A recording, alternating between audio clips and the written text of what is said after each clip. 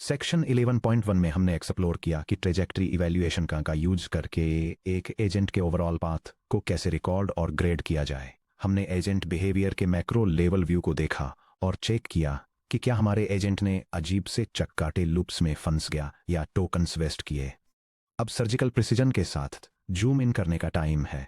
क्या होता है जब एक एजेंट सही स्टेप लेने का डिसीजन लेता है लेकिन एक्चुअल एग्जीक्यूशन को पूरी तरह बिगाड़ देता है? क्या हो अगर यह सही एपीआई फंक्शन चुनता है लेकिन एक इंटीजर को स्ट्रिंग की तरह पास कर देता है, कोई मैंडेटरी फील्ड भूल जाता है या स्टेप 1 कंप्लीट करने से पहले स्टेप 3 कॉल कर देता है?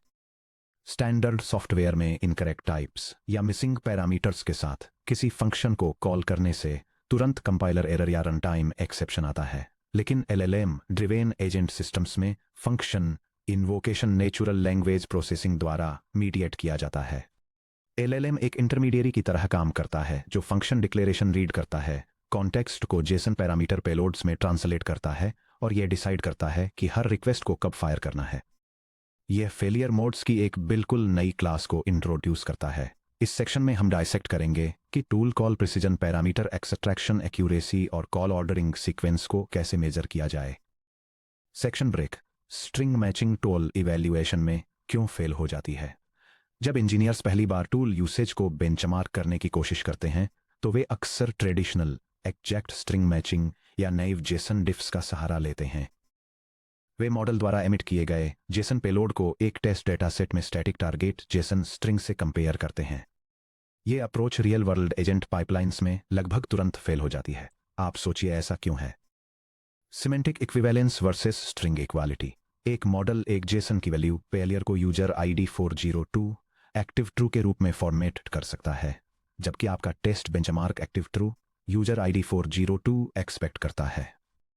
स्टैंडर्ड स्ट्रिंग कंपैरिजन फेल हो जाता है भले ही सॉफ्टवेयर पेलोड बिल्कुल सेम हो।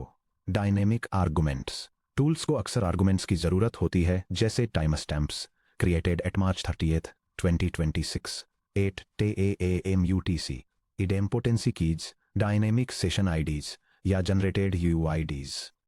एक हार्ड कोडेड स्ट्रिंग कंपैरिजन हर एक वैलिड डायनेमिक रन को फेलियर की तरह मार्क कर देगा।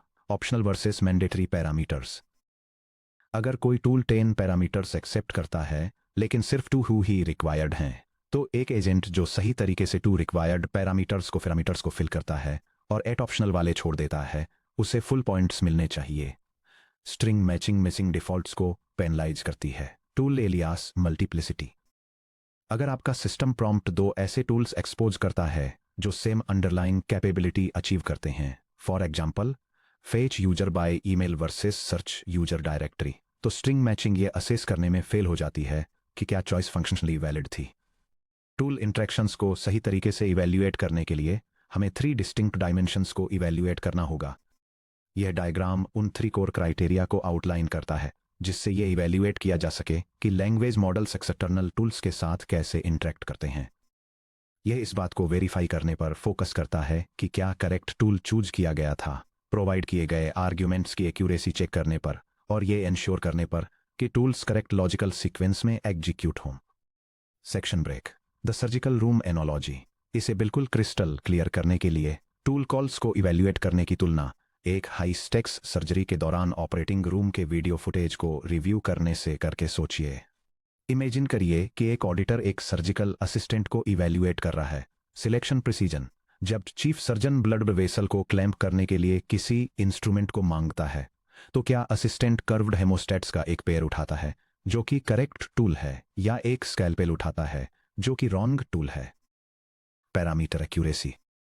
अगर सर्जन स्पेसिफाई करता है सक्शन पंप को 120 मिलीमीटर ऑफ मरकरी पर सेट करो, तो क्या असिस्टेंट डायल को बिल्कुल 120 मिलीमीटर ऑफ मरकरी पर टर्न करता है जो कि करेक्ट पैरामीटर है, या वे गलती से इसे 210 मिलीमीटर ऑफ मरकरी पर सेट कर देता है या यूनिट्स चेक करना भूल जाता है? Call ordering sequence. क्या असिस्टेंट इंसिजन लगाने से पहले स्टेरलाइजिंग स्क्रब हैंडओवर करता है, या वे सर्जन के सर्जिकल साइट को क्लीन करना फिनिश करने से पहले ही स्यूचरिंग नीडल हैंड ओवर कर देता है? अगर इन 3 डायमेंशंस में से कोई भी फेल होता है तो ऑपरेशन फेल हो जाता है, भले ही असिस्टेंट ने आखिरकार सही इंस्ट्रूमेंट ही क्यों न पकड़ा हो। गूगल एडीके में आपके एजेंट्स उस सर्जिकल असिस्टेंट की तरह काम करते हैं। उन्हें इवैल्यूएट करने के लिए टूल सिलेक्शन, आर्गुमेंट कैलिब्रेशन और एग्जीक्यूशन ऑर्डरिंग को इंडिपेंडेंटली चेक करने की जरूरत होती है। Section break. टूल इवैल्यूएशन के 3 डायमेंशंस को डिकंस्ट्रक्ट करना। अपना इवैल्यूएशन इंजन लिखने से पहले आइए इन 3 पिलर्स की मैथमेटिकल और प्रोग्रामेटिक डेफिनेशंस को ब्रेक डाउन करते हैं। सिलेक्शन प्रिसिजन, रिकॉल और F1 स्कोर। जब कोई एजेंट यूजर प्रॉम्प्ट को प्रोसेस करता है तो उसे यह डिसाइड करना होता है कि अपने रजिस्टर्ड टूल बॉक्स से कौन से टूल्स को इन्वोक करना है, जिसे हमने सेक्शन 3.1 में पाइडेंटिक स्कीमाज का यूज करके डिफाइन किया था और सेक्शन 5.4 में डायनेमिकली रूट किया था। हम स्टैंडर्ड क्लासिफिकेशन मैट्रिक्स का यूज करके सिलेक्शन एक्यूरेसी को मेजर करते हैं, जो इस प्रकार हैं। Precision equals TP divided by the quantity P plus FP. Recall equals TP divided by the quantity TP plus FN. F1 score equals 2 times the quantity precision times recall divided by the quantity precision plus recall। जहां true positive यानी TP का मतलब है कि agent ने उस tool को invoke किया जिसकी ग्राउंड ट्रुथ बेंचमार्क को जरूरत थी। फॉल्स पॉजिटिव यानी FP का मतलब है कि एजेंट ने एक ऐसे टूल को इन्वोक किया जिसकी जरूरत नहीं थी, यानी ये एक हेलुसिनेटेड या फालतू कॉल थी। और फॉल्स नेगेटिव यानी FN का मतलब है कि एजेंट उस टूल को इन्वोक करने में फेल रहा जिसकी जरूरत थी। Number 2, parameter extraction accuracy. एक बार टूल सिलेक्ट हो जाने के बाद हम उसके पैरामीटर डिक्शनरी को ग्रेड करते हैं। हम पैरामीटर इवैल्यूएशन को 2 मैट्रिक्स में डिवाइड करते हैं। फील्ड नेम स्कीमा एक्यूरेसी का मतलब है कि क्या एजेंट ने टूल के पाइडेंटिक मॉडल में डिफाइन किए गए सभी मैंडेटरी स्कीमा फील्ड्स को पॉपुलेट किया। पैरामीटर एग्जैक्ट मैच यानी PEM रेट का मतलब है कि सभी पॉपुलेटेड पैरामीटर्स में से कितने % पैरामीटर्स में नॉर्मलाइजेशन के बाद बिल्कुल सही एक्सपेक्टेड वैल्यूज थीं। PEM rate equals the count of correctly extracted arguments divided by the total expected arguments। Dynamic arguments को हैंडल करने के लिए, जैसे कि करंट डेट्स या रैंडमली जनरेटेड UUID, हमारा इवैल्यूएटर मैच रूल्स का यूज करता है, जिससे रिजिड वैल्यू मैचिंग के बजाय fuzzy date parsing, UUID regex validation या न्यूमेरिक रेंज टॉलरेंस चेक करने की सुविधा मिलती है। 3 call ordering sequence edit distance. Tools की अक्सर हार्ड डिपेंडेंसीज होती हैं। फॉर एग्जाम्पल, एक एजेंट को रिट्रीव _बैंक_ अकाउंट _ से पहले ऑथेंटिकेट _यूजर कॉल करना होगा और उसे इश्यू _रिफंड से पहले फेच _ऑर्डर डिटेल्स कॉल करना होगा। एजेंट ने सही ऑर्डर में टूल्स को एग्जीक्यूट किया है या नहीं, इसे इवैल्यूएट करने के लिए हम एजेंट द्वारा एग्जीक्यूट किए गए टूल नेम्स के सीक्वेंस और टारगेट सीक्वेंस के बीच नॉर्मलाइज्ड लेवेनस्टाइन डिस्टेंस या सीक्वेंस एडिट डिस्टेंस कैलकुलेट करते हैं। यह conceptual example user subscription manage करने के लिए स्टेप्स के एक एक्सपेक्टेड सीक्वेंस को उस एक्चुअल सीक्वेंस के साथ कंपेयर करता है जिसे एक एजेंट ने एग्जीक्यूट किया है। यह एक कॉमन एरर को हाईलाइट करता है जहां एजेंट एक जरूरी प्रीरेक्विजिट स्टेप को स्किप कर देता है, खासतौर पर पहले सब्सक्रिप्शन डिटेल्स को रिट्रीव किए बिना सब्सक्रिप्शन को कैंसिल करने की कोशिश करना। Sequence score equals 1.0 minus the quantity Levenstein distance of actual and expected divided by the maximum of the length of actual and the length of expected। 1.0 का score perfect sequential ordering को represent करता है, जबकि lower scores structural ordering breakdown का signal देते हैं। Section break. Python में एक automated tool benchmarking suite build करना।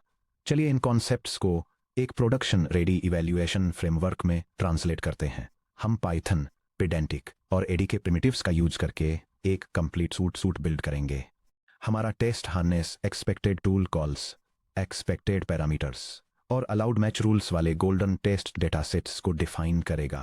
इन बेंचमार्क प्रॉम्प्ट्स के अगेंस्ट एक्चुअल एडी के एजेंट सेशंस रन करेगा। एडी के रनर से स्ट्रीम होने वाले टूल एग्जीक्यूशन इवेंट्स को कैप्चर करेगा। Precision, recall, F1 score, parameter match rates और सीक्वेंस अलाइनमेंट कैलकुलेट करेगा। Step 1, define benchmark schemas and dynamic matures.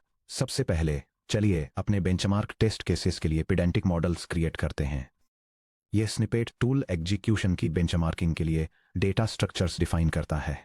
यह test cases expected tool calls और पैरामीटर्स को मैच करने के क्राइटेरिया को सेटअप करने के लिए डेटा वैलिडेशन और रेगुलर एक्सप्रेशन लाइब्रेरीज का यूज करता है।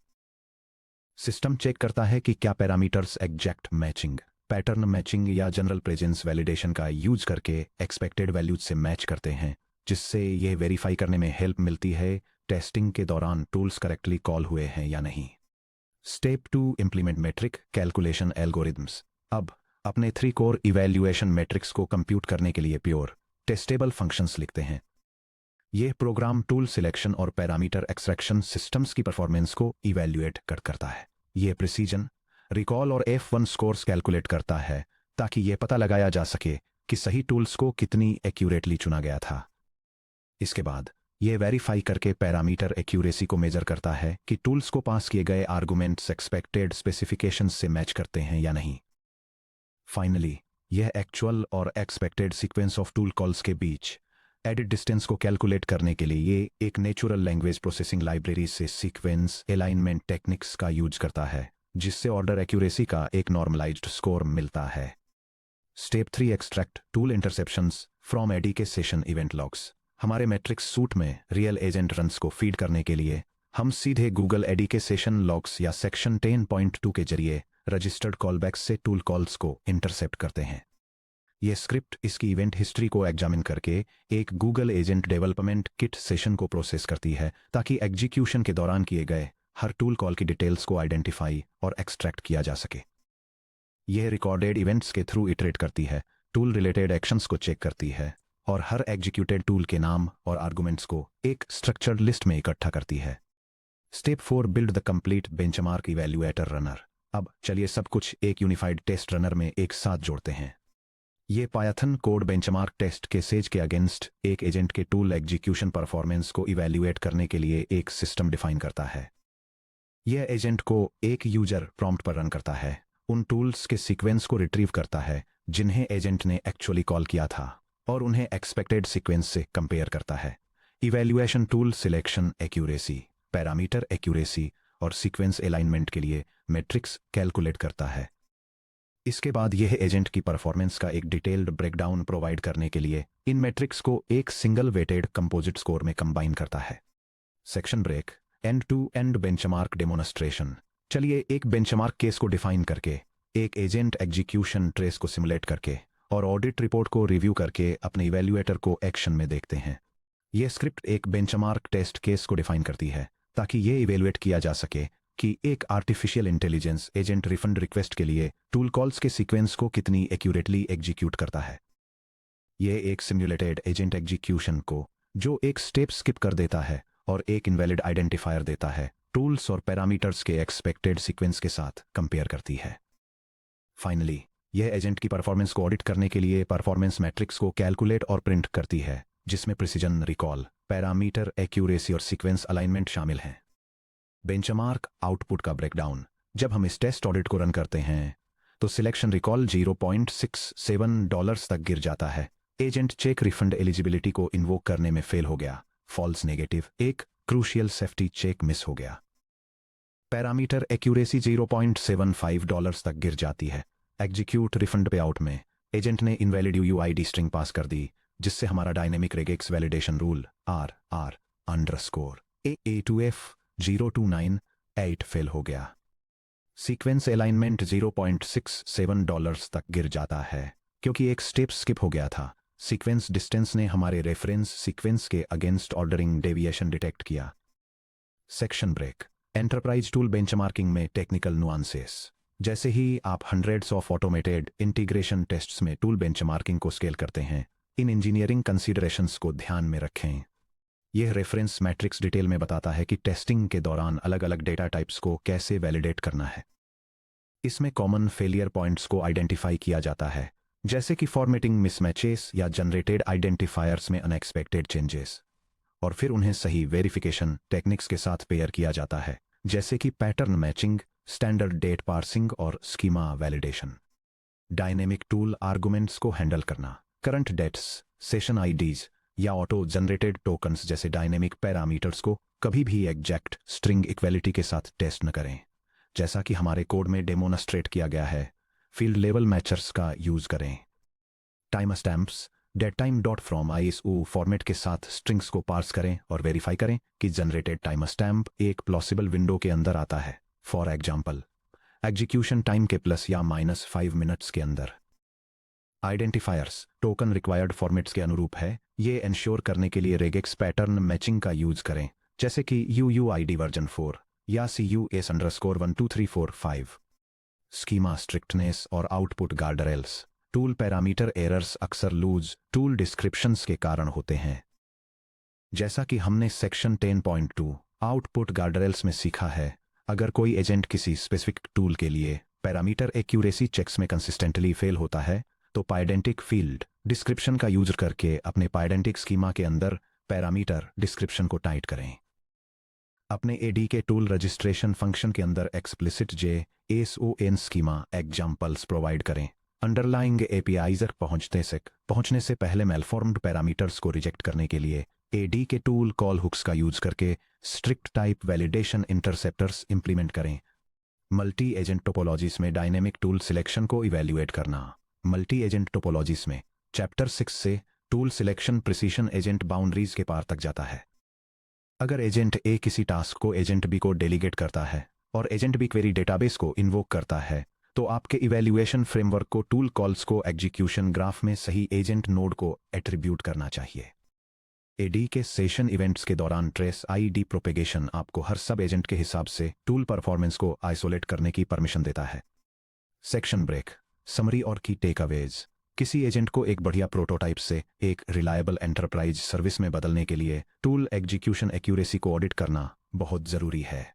चलिए रिकैप करते हैं कि हमने क्या बनाया और सीखा। Beyond string diffs, tool usage को इवैल्यूएट करने के लिए सिलेक्शन, प्रिसीशन, रिकॉल या F1 पैरामीटर एक्सट्रैक्शन एक्यूरेसी और कॉल ऑर्डरिंग सीक्वेंस को मेजर करने की जरूरत होती है। The surgical room analogy tools को सही तरीके से सिलेक्ट किया जाना चाहिए, एक्यूरेटली कैलिब्रेट किया जाना चाहिए और प्रॉपर लॉजिकल सीक्वेंस में एग्जीक्यूट किया जाना चाहिए। डायनेमिक मैचर्स टेस्ट सूट्स को ब्रेक किए बिना टाइम स्टैम्प्स और जनरेटेड UUIDs जैसी डायनेमिक वैल्यूज को इवैल्यूएट करने के लिए फील्ड स्पेसिफिक मैचर्स का यूज करना। सीक्वेंस अलाइनमेंट स्किप किए गए प्रीरेक्विजिट्स या out of order tool execution को पकड़ने के लिए नॉर्मलाइज्ड लेवेनस्टाइन डिस्टेंस को अप्लाई करना। अब जब हम जानते हैं कि high level agent trajectories section 11.1 और parameter level tool interactions section 11.2 को कैसे इवैल्यूएट करना है, तो अब एक आखिरी क्रिटिकल इवैल्यूएशन पिलर बचा है और वो है रिट्रीव्ड नॉलेज।